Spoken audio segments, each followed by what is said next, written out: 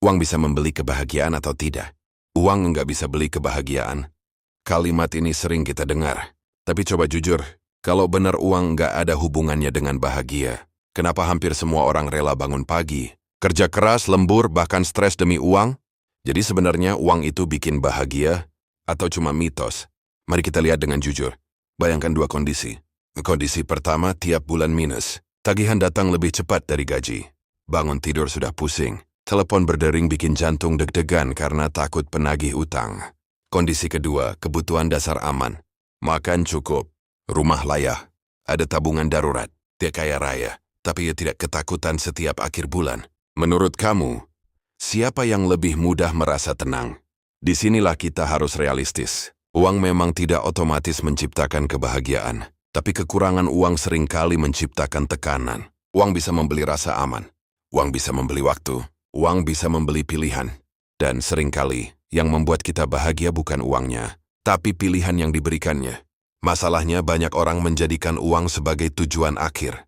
Saya berpikir, kalau sudah punya sekian miliar, baru saya tenang. Tapi anehnya, setelah angka itu tercapai, targetnya naik lagi. Gaji naik, gaya hidup ikut naik, penghasilan naik, keinginan ikut membesar. Akhirnya kita tidak pernah merasa cukup. Di titik ini, uang bukan lagi alat.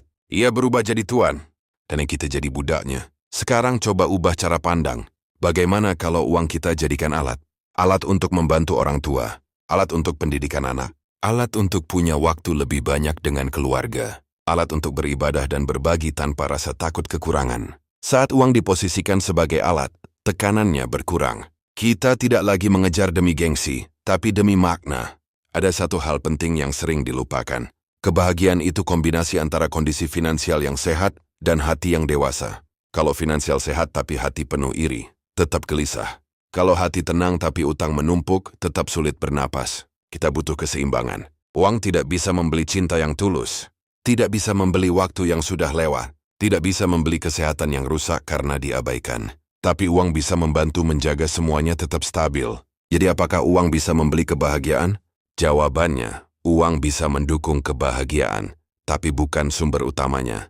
Sumber utamanya tetap rasa syukur, tujuan hidup yang jelas dan hubungan yang bermakna. Kejar uang tapi jangan sampai kehilangan arah. Bangun kekayaan tapi bangun juga karakter. Cari rezeki tapi jaga hati tetap cukup. Karena pada akhirnya, bahagia bukan tentang seberapa banyak yang kita punya, tapi seberapa cukup kita merasa sambil terus bertumbuh.